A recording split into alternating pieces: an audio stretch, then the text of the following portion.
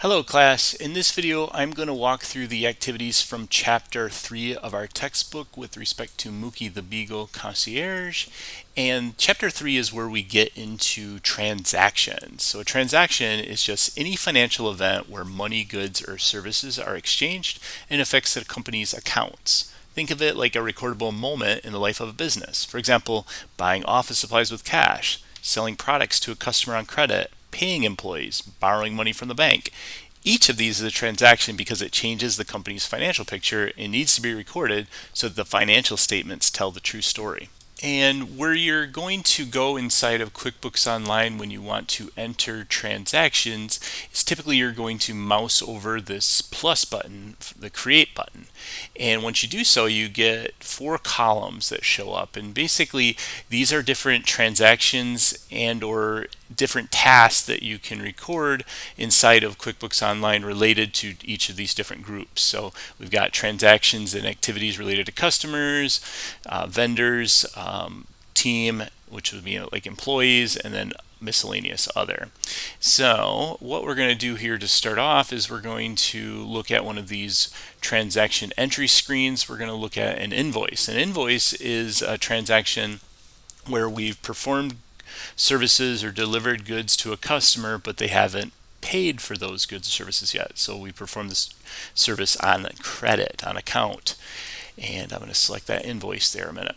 So the first time you pull up an invoice, you get a little welcome screen here, and you're advised that you can take a tour. I suggest that you do that, but for right now, just to speed up this video, I'm going to close that out. And then also here on the left-hand side of the page, if we wanted to customize this invoice, we've got a whole bunch of tools that can help us do that. Like if we had our own logos, we could bring that type of information in here, but for right now, I'm going to close that out as well, but definitely something to take a look at and explore a bit. All right, so typically when we're recording an invoice, the first thing that we do is we're going to select the customer that we're sending the bill to, the invoice to. And I'm going to click on this drop down, and typically I'll see a list of all my customers. But this is a brand new business, so there are no customers in the system yet. So I'm going to select Add New. And then per the textbook, they ask us to enter the customer's name as your name. So I'm going to type my name under customer display name, and that field has an asterisk next to it, so it's a required field. I have to put something in there. And typically we'd also enter, contact information, phone numbers, etc. We got addresses and stuff like that, notes, attachments. But in this case, all we're going to do is enter our own name here. And then we're going to save the customer into the system. So now we could create an invoice for this customer, but we're actually not going to do that. The text says just to close the invoice out. We're going to be prompted that we haven't saved this invoice yet. We're not going to save it, so we're going to leave without saving. Now to prove that we entered that customer into the system, if I mouse over my apps and I go to the customer hub, I can select customers here, and I'm going to see all the customers in the system, and I do see my name there as a customer. And typically, actually, this is where I usually enter customers, is from this customer hub area. Once I'm here, I've got a button up top for new customers, and if I had a Excel file or a CSV file with a whole bunch of customers' names and addresses and etc., I could import them. And if I do that, this would just be very similar to what we did with the chart of accounts in chapter 2, where I showed you how to import. We'd first want to make sure that the file that we're importing matched QuickBooks specification for it. So we got a sample file. It would tell us the column headers that we need, and we would take a look at that, and then we'd browse for our file, and then we'd be able to bring it in and save us a whole bunch of time with data entry. But for right now, I'm not going to be doing that, so I'm just going to close out of this screen.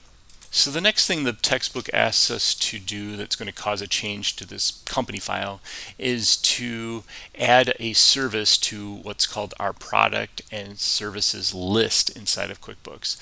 And a products and services list can be found a couple different places. So if you mouse over my apps under sales and get paid, if you expand that out, the last item there is going to pull up products and services list. You could also pull it up by searching for it. Alternatively, if you click on the gear icon, you got all your lists here, including products and services there. So now that we've pulled up the screen for getting started with products and services, I'm going to create a service. So I'm going to select create items, and then here we're going to name the service. And remember that Mookie the Beagle Concierge Company is a business that provides pet care services. And one of the services that we provide is transportation. So they said to call it transport. So we're moving a person's pet from one place to another. That is an example of a service. We have choices here. If we're selling inventory items, we'd select that, but in this case it's a service. We could enter a SKU number if we had one, but we don't have one. They did say that this one falls into different categories. We can put our services and products into different buckets, and we can run reports on those categories or buckets. And this one is going to go into a category called pet care. So if I click on that drop down menu and select add new, I can name that service pet care and save it. And then typically when we set up these services or products, we'll also provide a description. That helps when we're using the products and services list to create invoices or record sales transactions for our customers. It makes sure that we have a little bit more context when we look at the list of services. It might be a really long list. We got a little bit more detail, and we can make sure that we're using the correct service. So the textbook provided us some detail about that service, so I'm just going to type that in. Now that I got that description in there, I'm going to specify the price that we're going to charge for this service, and per the textbook that's $160 even. And we're also going to make sure, this is an important one, that the service is being mapped to the correct income account. So if I click on that drop down, the text says to make sure that we map it to the 4,200 sales account. And now that that's selected, I'm going to make sure that this is not a service that we're purchasing from a vendor, so this should not be checked. And then I'm going to save and close. And now we're back to our products and services list, and we do see that service that we just entered and the details that we entered. We also see a couple other services that we did not enter that were created by the system automatically. These are default services. You can make services that you entered inactive, but these default services cannot be made inactive. If I click on that drop down and make inactive, I'll get an error message here. I'll try it. And I'll show you, yep, can't make it inactive. It's because it's a default service. What we can do with these, if we don't want them to clutter up our list, is we can rename them. And I'll probably suggest that we do that later on when we add a bunch of services to the list. But the value of this, I'm going to show you why we did this now. So I'm going to go back to create an invoice. So I'm under customer, I'm going to create an invoice. And now let's say I'm billing that customer that we created earlier. I put their name in there, and now I can tell the customer, hey, this is what we're billing you for. So I can select that transport service there, and if we provided that service on a few occasions, maybe Brian was at work this week and he had to have it on Monday through Friday there, so 5 times at 160, and it just auto populates with that price and that detail there. So it makes it easier when we record sales transactions to have a product and service list. As long as we're charging that same price each time, that makes it a little easier there. We don't have to enter a price. We could just have the list and indicate this is the service, and if we had varying prices, but typically this is useful when you're charging the same price recurringly. I'm not going to save this invoice. I was just showing it as an example of how the product and service list gets used. I'm going to close this out and leave without saving. All right, the next area that the textbook has us take a look at is journal entries. So if I mouse over create, I can come over here to the other category, and then I can select journal entry there. And here I can see that I can make general journal entries. I can select accounts to be both debited and credited, and then I can save them. However, you're not going to be using the general journal very often inside of QuickBooks Online. You would use it for end of the period adjusting entries to get the books up to date for the financial statements. You'd also use it potentially for correcting journal entries in case a mistake was made. You can correct them through a journal, but we're not typically going to record day-to-day transactions in the general journal. Instead, we would be going to create, and then typically we're selecting from these two lists of transactions related to customers and transactions related to vendors. And in fact, I want to go to the Canvas site for our course a minute. I'm on the home page here. Go to course resources area, And what I've done here is I've given you two tables that describe some of these transactions that we'll typically use in the class. We've got transactions with customers here, and then transactions with vendors there.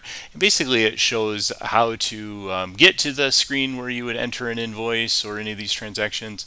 The purpose of an invoice is to record a credit sale, and then to think about the impact on the financial statements. And this is where it ties back to your financial accounting class that you took previously.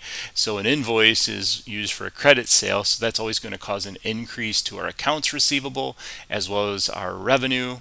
And then if we're selling products, it would also decrease our inventory and increase our cost of goods sold expense. So that might be helpful to sort of think about, when do I use all these screens, and then how does this relate to the financial statements.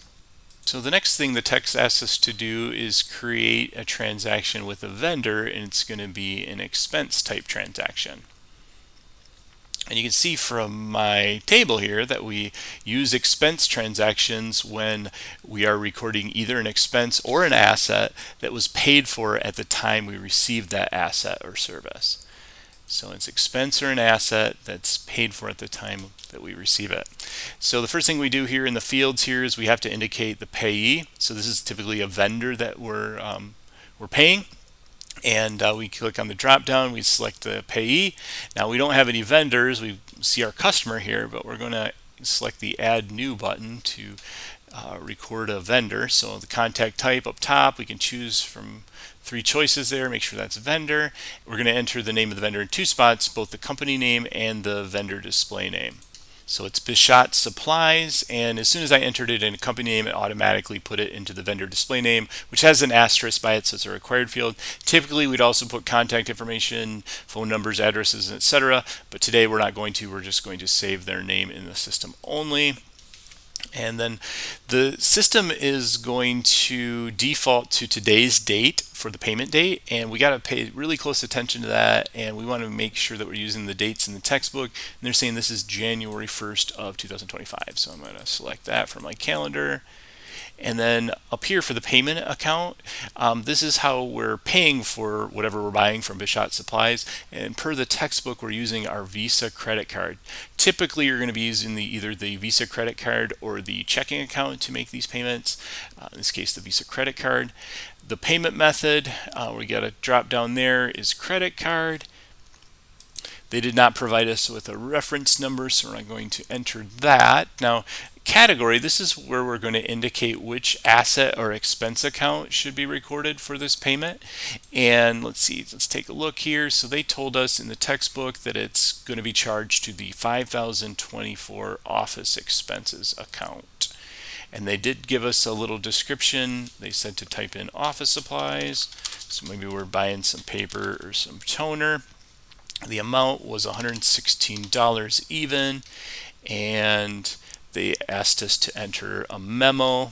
It's actually sort of redundant. I don't see the value of it since both the description and the memo are the same, office supplies, but we'll go with it.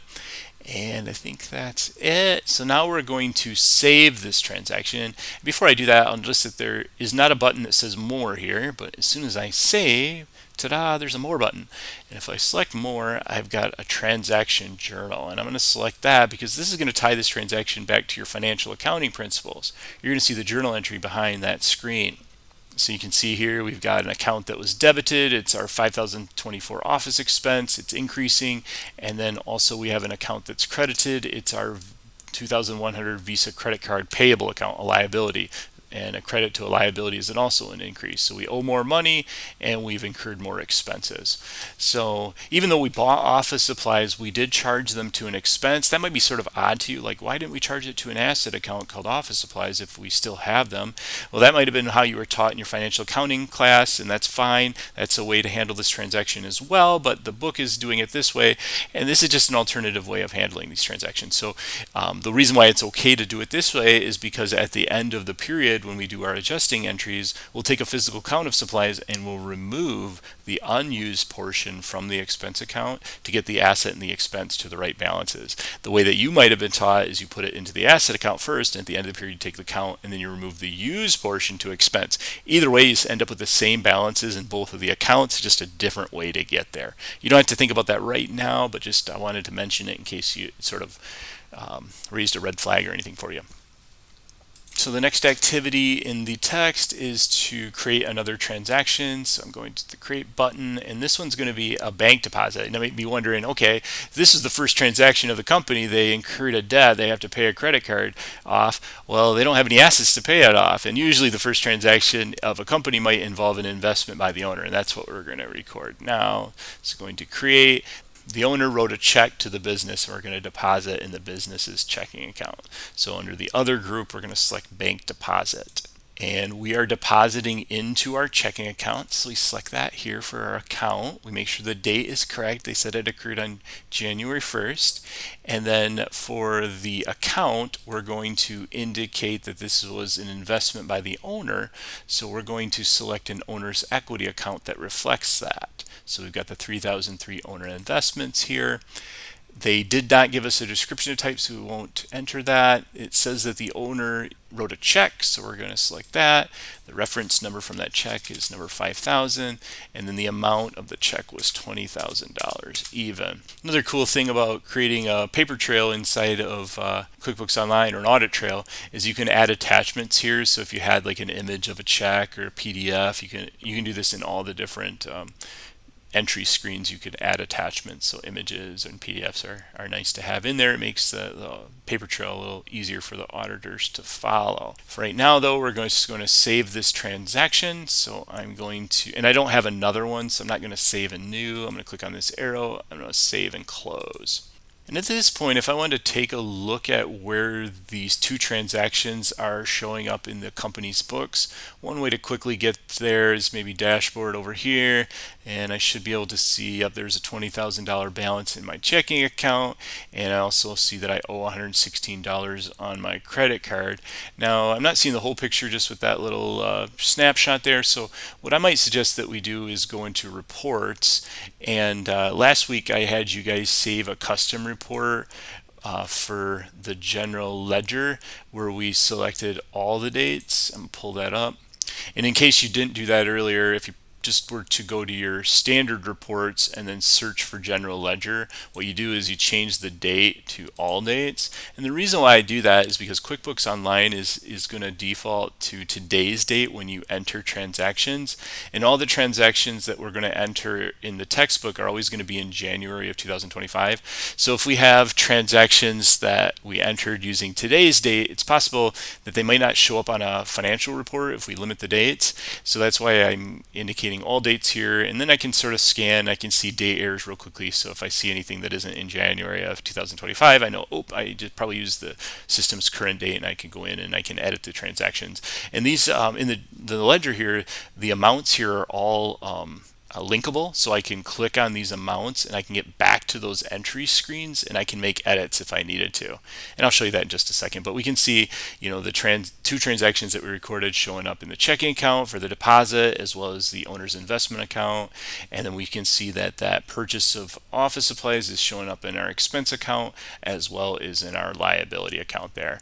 And let's say that one of these transactions had an incorrect date. I can either click on the date or the amount, and then it pulls back the screen that we originally used to enter the transaction. So if I need to change an amount, I could go here. If I need to change the date, I can go there, and then I can save over top of it if I needed to. But I'm not changing anything today, so I'm just going to close out of that.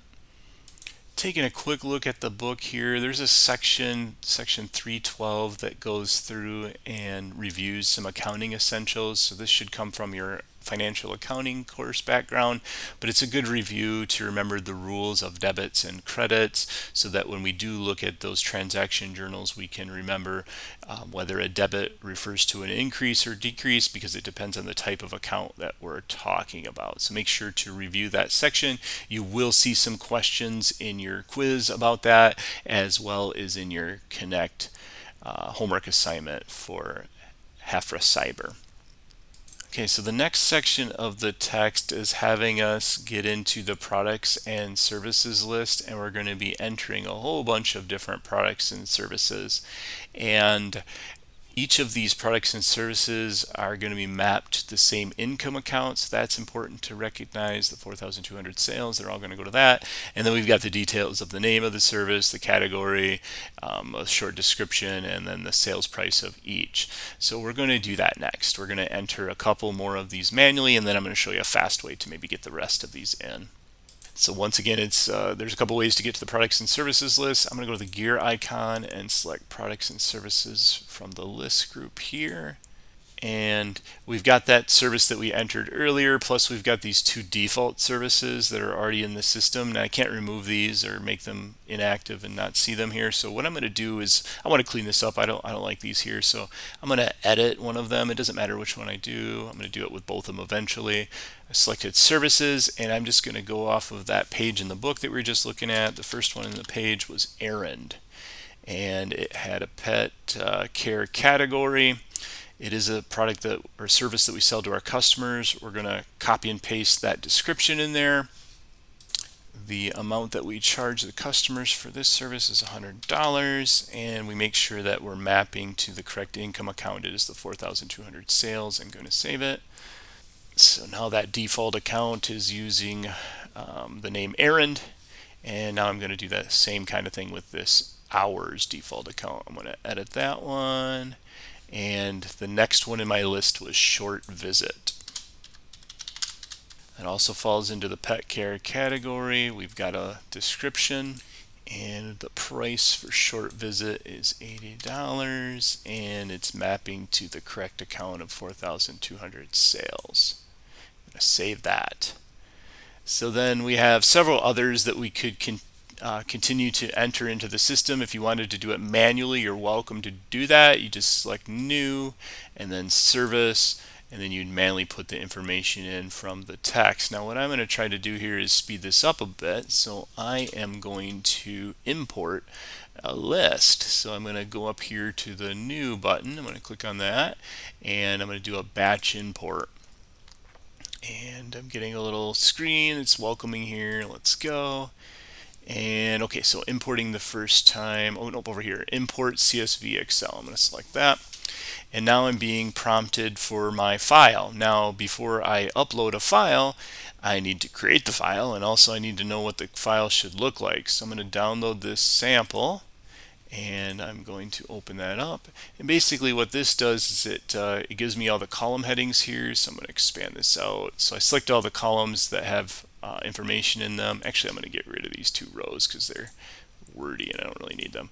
So I'm just focused on these columns here. I'm selecting them, and then I'm going to put my cursor on the right side of this last one here. I'm just going to double click so it'll auto fit, and now I can see, okay, yeah, they've got these products and services that are listed there, and I've got examples of products and services underneath, but really what I need is just these column headings. I need my Excel file or my CSV file to have these column headings, so I'm selecting them and I'm copying them, and then what I'm going to do is pull up ChatGPT to help us. Alright, so I wrote a prompt in ChatGPT to help us import the products and service list. I'll read it to you. I want to import a product and service list into QuickBooks Online. I am going to provide you with a screenshot that has the list of services that I want to import. What I need you to do is create a CSV file that I can use for the import. The CSV file has to have the following columns. And what I did to get those in there is I just pasted what I had copied from the Excel sheet there. Now the problem that I see with the paste there is that the names of the columns aren't delimited in a way that ChatGPT is going to know where one ends and one begins. So I'd probably go back to the Excel CSV file that we're just looking at and read the columns carefully, and then put a comma at the end of each name just so that the tool knew exactly. Now I've done this a few times so I know exactly where the commas go, but you probably want to do that. And most of them are pretty clear, just a couple of them weren't. And purchase cost. And some of these don't apply to services, but we're still going to have columns in our CSV file for them, just to make the import process work smoothly for sure. So these things related to quantities and inventory asset account don't relate to any of the services, but we're still going to have columns for them. It won't be a problem. So now we've told it which columns need to be inside of our CSV file. So now I'm going to take a screenshot from our textbook. All right, so here's the area of our textbook, and I've already entered the first two services from this page. Errand and short visit have already been entered, so I don't need to do those again. So what I'm going to do is I'm going to pull up my snipping tool. So down here at the bottom of my screen, I'm going to click in the search. I'm going to pull up the snipping tool there, and then I'm going to hit the new button, and I'm going to draw a box around the area that I want to take a screenshot of. And there it is. So now that's copied to my clipboard. So now I can go back into ChatGPT and I'm going to paste that image in there. And before I actually run the prompt here, though, I do realize that I'm needing to provide the ChatGPT with a little bit more information, because one of the columns here is the income account, and ChatGPT doesn't know that each of these services needs to be mapped to the 4,200 sales account, because that was the instruction in the book. So I need to write a sentence about that. So I added that in there, used the 4,200 sales account as the income account for each service. Now I'm just going to run the prompt. And it might take a moment or two to run, but I've got my file here, so I'm going to download that. And then I'm going to take a look at it real quick, and okay, yep, looking pretty good. I'm going to expand out all these columns, and looks like we've got it. We've got our product and service names, we've got our categories, types, descriptions, sales price, income account, and so on. Actually, I don't need information here, so it did hallucinate a little bit here. I didn't indicate anything for purchase description or cost, so I'm going to remove that to make sure if you're following along with this, you don't put anything for purchase. Those are for these are services that we sell, not ones that we buy from a vendor, so I didn't want information there for purchase description or purchase cost. The dollar amount was the sales price that I charged customers. And everything looks pretty good, so I'm going to make sure I save this CSV file. I'm glad I looked at it, and now I'm going to attempt to import it. So I'm back in my QuickBooks Online. I'm in the products and service area, and if you're not there, remember the gear icon, find your products and services, and then I'm going to select the new button here, drop down, do a batch import, and then I'm going to select import CSV Excel. Now I can browse for my file. I just downloaded it. It's right here. Pet Services QuickBooks Import. Open. That's just what ChatGPT called it. I'm going to hit next. I can see that the QuickBooks fields are properly matching to the column headers in my file. I've got green check marks. If we had a red X, we'd have to select from the drop down the correct column, but it looks like it mapped it all correctly. So next. And looks like it worked. So I'm going to save this to the audit history there. Might take a moment to do that. So my computer ended up taking a really long time on that screen where it says that it was saving to the QuickBooks server, and I got impatient and I just opened another tab up over here, and I can see now that that the services were brought in automatically. So it appears that they worked. I can click on this category item and put the items in the order in which they are listed in the text there, and I can sort of compare the details, and it looks like that process works. So it might save you some time, especially if you're going to do it for the Hafra Cyber, to maybe take the screenshots and use ChatGPT. Once again, I was using the free version of ChatGPT to do that. You are limited to how many times you can upload images to the free version per day, though, so you might run into that when you try that. But just another little tip that might help us save some time. Now, one last thing on this screen before I leave it is for the Hafra Cyber company. I am going to ask you to upload a product and services list report. So you can just click on the share button and it's going to download a CSV file to your computer, and that's going to have your products and services list, and you can upload that for Hafra Cyber. You don't have to do that for Mookie Beagle. You don't have to send me the file for Mookie the Beagle, but for your Hafra Cyber, when you create the product and service list, at the end of that, we're going to ask you to upload the CSV here so that we can see that you've properly set up your products and services list. That's going to help prevent errors when you start recording sales transactions shortly. Okay, so the next thing the text asks us to do is to record a couple of transactions. The first one is another investment by the owner. To do that, I mouse over the create button and it's another bank deposit, and then I'm going to enter all those details. So this is going into our checking account. The date is still January 1st. And it's an owner investment, so the account is going to reflect that in an equity account. Looking for 3003 owner investments there. Don't have a description. The payment method was in form of a check. We have a reference number. It's 5001. The amount this time was $40,000, and we can save and close that transaction. All right. Next, we're going to enter another expense transaction. So I'm going to mouse over create, under vendors, select expense. This expense is with another new vendor that we haven't entered in the system. I click the drop down. I can see the vendor Bishot Supplies. We're going to add a new one. This one is called Carroll Media Design. We don't have any contact information. We're just going to save the name. The date of this transaction is January 5th. The payment method is check. The payment account, need to make sure I change that since we're paying in form of a check, is 1001 checking. And what we're buying from them is advertising and marketing services. So we're going to select our correct expense account here, the 5001 account. And we don't have a description. And then it tells us enter the amount for 20 hours at $100 per hour. So we have to do the calculation, multiply those out. It's 2,000. I probably would put that as the note there. 20 hours at 100 per hour. That's a good little detail. And then if I had an attachment, I would attach that, but I don't. And then I can save this transaction. And if I wanted to view the journal entry, I could, but I'm just going to close it out. Alright, so then we have another expense transaction in the book. So mouse over create, select expense from vendors. And this one is with another new vendor. So going to add new here. The name of this vendor is Phoenix Insurance. We don't have any contact info, so we're just going to save their name.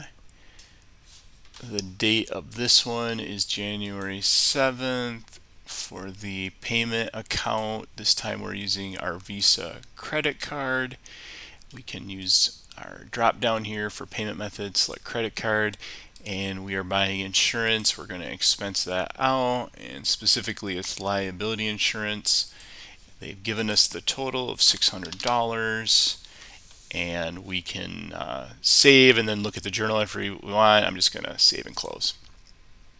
So the next activity in the text is going to have us creating an invoice, but before we do that, they're asking us to create a new customer in the system. So we're going to mouse over My Apps, we're going to go to Customer Hub, we're going to go to Customers, and then we're going to click on the New Customer button there.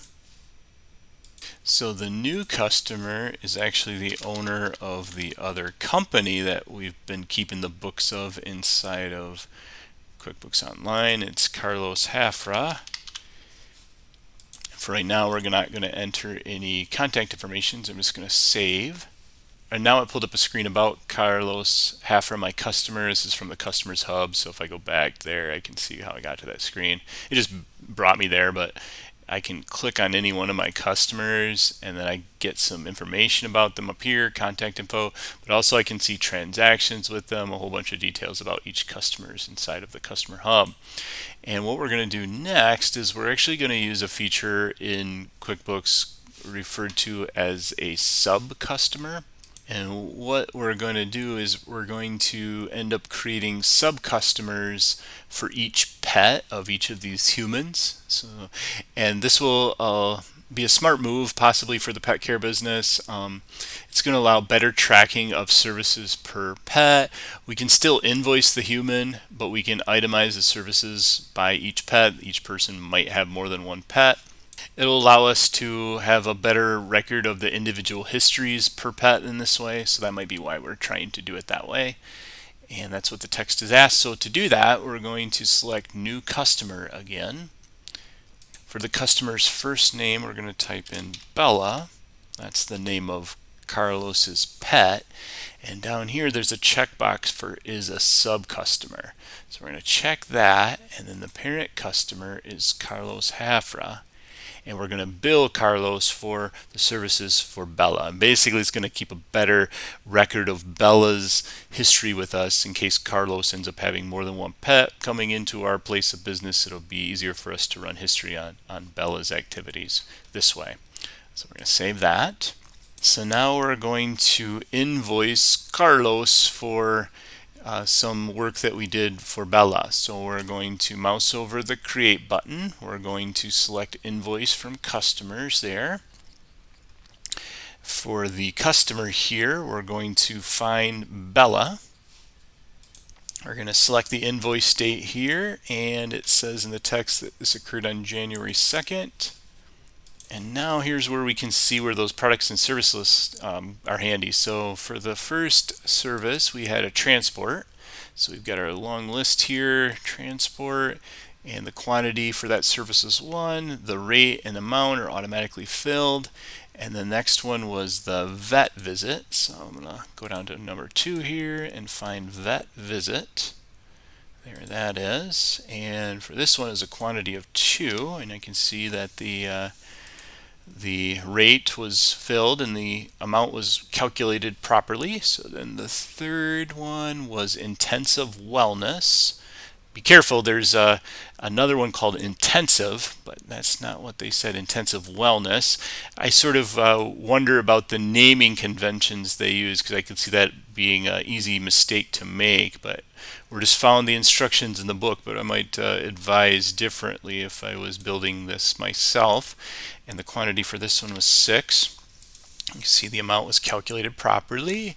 And it looks like the last one was pet care errand. It was an errand. So let's find that. Errand, was it right at the top? There it was. And the quantity was 1 there. And now we have a total at the bottom. Make sure yours matches mine. And now I can save that.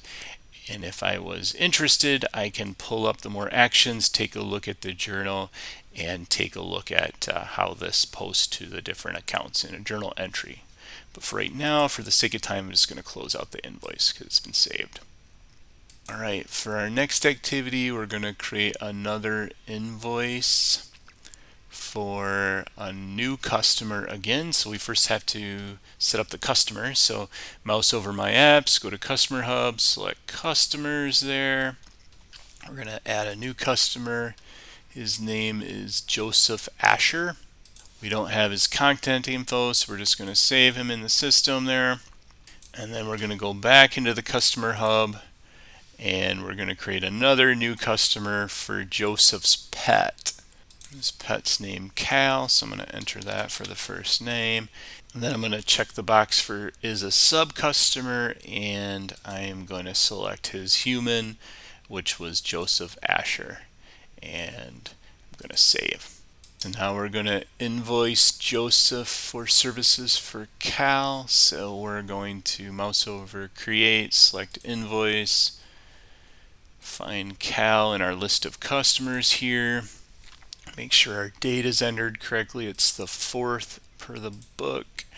And then we've got the details about the different services. So let's see here. We've got pet care intensive. There's intensive, a quantity of 36. And, oh, we're making good money on that deal. And the amounts are auto-filled. That's it for services on this one. We're going to save it. And then if you wanted to look at the journal entry, you can go to more actions, but I'm just going to close it out. So the next type of transaction that we're going to record is going to be setting up what's called a recurring transaction. And recurring transactions are helpful when you've got stuff that happens like clockwork, like the same amount, same time every month. Think like rent or maybe subscriptions. The example that they use isn't a great example of a recurring transaction at all, in my opinion, but we're still going to do it that way. So to get to recurring transactions, you can do it in a variety of ways. But I'm going to go over to My Apps. I'm going to go to Accounting, and then I can find recurring transactions there. And then I'm going to select the New button. For the transaction type, it's an expense type transaction that we are going to have recurringly. And click OK there. We're going to give this recurring transaction a name. We're going to call it contractor's expense. And the type is going to be unscheduled. It's not happening on a recurring basis. For the payee, we are going to a vendor named Evan Henry. We don't have his contact info, so we're just going to save it. And the account that we're paying this from is apparently going to be recurringly coming from the checking account. Payment method is check. The category is going to go to our 5005 contractor's expense. And then the amount, they don't tell us in the text, we have to calculate it. And it says it's based upon the number of hours Evan Henry provided for Bella and Cal. And also in the narrative it says it's $40 per hour. So in the memo here, I'm probably going to write that $40 per hour multiplied by the number of hours. So I have to go back in the book a little bit here and remember how many hours. So looking back at the information about the Cal invoice, there was a total quantity there of 36. I think that was 36 hours. And then going back to the invoice for Bella, if I add up the quantities there, it looks like they sum to 10. So 36 plus 10. I'm going to make a little note here just to have it in there in case I look back at this later. I wonder how I got that. Which is 46. So it's going to be $40 per hour multiplied by 46 hours, which works out to $1,840. I put it in my note there, and then I'm going to mark it here as well. And this is why I don't think this is a great example of a recurring expense, is because this amount was based on these invoices that we had for these two particular customers. So the amount's not going to be something that's recurring at all. Yes, maybe every time we pay Evan, it's going to come out of checking and it's always going to be charged to this contractor's expense. But when I think of recurring expenses, I think that the amount's sort of consistent, as well as the accounts that it goes to, and oftentimes the dates are often consistent. Now we selected unscheduled, which means that the dates aren't necessarily going to be consistent, but the amounts, I guess it'll save us some time because we won't have to select the expense or the checking account. I just don't think it's that great of an example of a recurring expense. So I'm thinking more like I get billed every month a certain amount for my subscription to maybe my cell phone bill or something like that. If it's a flat amount per month for that, I might set that up as recurring just to save some time, because it's going to be the same date, same amount, same accounts every time. I guess I'll climb off my soapbox here and save the template. And now that we have set up that recurring transaction template, we can use it. And in case we were on this screen, you can always get back to these recurring transactions, either going to apps and then accounting and then recurring transactions, or alternatively up in your gear icon, you got your lists and you got your recurring transactions there as well. But what I'm going to do is find the one that I want to use. I'm going to click the Use button, and it pulls up that expense entry screen.